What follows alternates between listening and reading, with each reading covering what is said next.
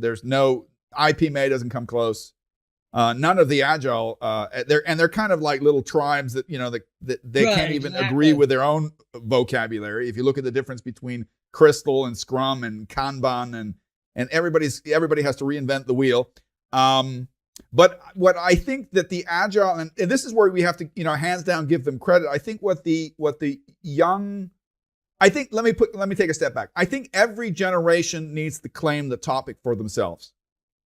And part of the process, and you can see this in our language, our language evolves. So the way we talk as teenagers is different than our kids will talk as teenagers because they're claiming their own language, which I think is fine. A lot of it is redundant, but that's good. So I like the fact that newer generations are claiming the topic. Sometimes I wonder whether they're wasting time reinventing the wheel. And I also think what we can give credit to the agile organizations is they've readdressed issues that we just took as the status quo in classical project management, Yeah. And I they agree. said, no, that's not the way it should be, But the funny thing about this is another thing I think is, like I said, I'm a huge fan of agile, although it sometimes doesn't sound like it. The very first principles of agile, which I would totally underline, are often violated as soon as a company says we want to work agile. For example, small teams, co-located, fully dedicated, right? How many companies can manage that? How many companies do we know? I mean, there's plenty of examples, but I can name you equally as many examples of companies where the team is dislocated over 7 countries, 3 time zones. They do it on the side next to their line job, right? So I think the challenges of project management are eternal, and I think the solutions are eternal. And if we have to repackage it to make it interesting and to find a new approach, I'm all for it. Well, you have to remember that interests, as you pointed out, sponsors have a different set of criteria that they're working to. And unfortunately, they're a big part of the problem because every year they approve more projects than we have people that can deliver them, and then punish the people who don't make schedules. Yeah. So I think until management wakes up and understands that with the matrix idea, it's a bitch to have multiple projects where a guy's running from one to the other to another. Let me ask you a question, because this is I think anybody who's as committed to our discipline as we are will have a similar feeling, but I want to hear it from your mouth. What do you think the state of understanding projects, programs, and portfolios is in the corporate world?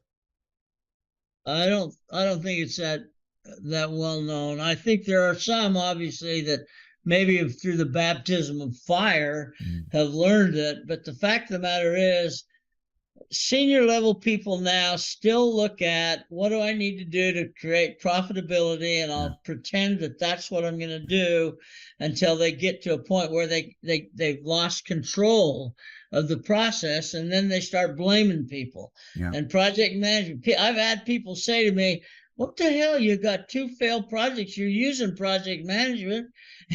Yeah, exactly. If I could just get the bosses to understand that, I'd be in good shape. I'm sure you're familiar with the Chaos Report and the Gartner Group reports that used to come out annually. And I used to love it because, you always have to look at it. I love Churchill's statement, don't believe any statistic that you didn't make up yourself. But I think they're fairly indicative. You know how they do these studies, how many projects are, although they never say what the criteria for success rating is. It's in scope, in time, in budget, plus or minus 10%. And they say, across the board, 38 to 40%. Large projects, it's 8%, depending on who you ask. And I love it that because they're also consulting firms, and we're both consultants as well, so I can empathize. They'll come up with their checklist because the clients want you to analyze, well, why is the success rate so low? And they usually have like 10, 15 articles, and it's usually like the project manager isn't trained, you're not using an enterprise software. And what they basically, all the points that they mention are products and services that you could buy from somebody. And for me, the number one reason why projects fail is rarely on that list. And the number one reason, in my opinion, is because whoever came up with scope, time, and cost is trying to pull one over. It's unrealistic. Exactly. I mean, if you set an impossible goal, you can't be surprised that it's a classical thing. I mean, there was an opera house that was built in Hamburg. They estimated it would cost $90 million, and it cost $920 million. Okay? Had they right off the bat said it cost $800 million, okay, and they came to 920, nobody would look at them as major failure. It's where you set your targets, which defines whether you're failing or not, And I think the number one thing that we could all deserve, and I think also on an executive level, I think that's where the tie-in is. And that's what I love also about the mandate of PMI. I think PMI, in a very diplomatic way, understands that its mandate is also kind of to do lobbying amongst executives. Yeah, I think with our new guy, Pierre Lamont, he gets this to an extent better than any of the prior. I mean, I've worked with all of them from the start when it was just I was a fan of some person. of them. I was not a fan of others. There's most of them I don't think I'd hire them myself, but the fact of the matter, I mean, even Sunil, I'm great friends with Sunil. He was very savvy from a social media perspective. He just didn't understand the not-for-profit world. Yeah.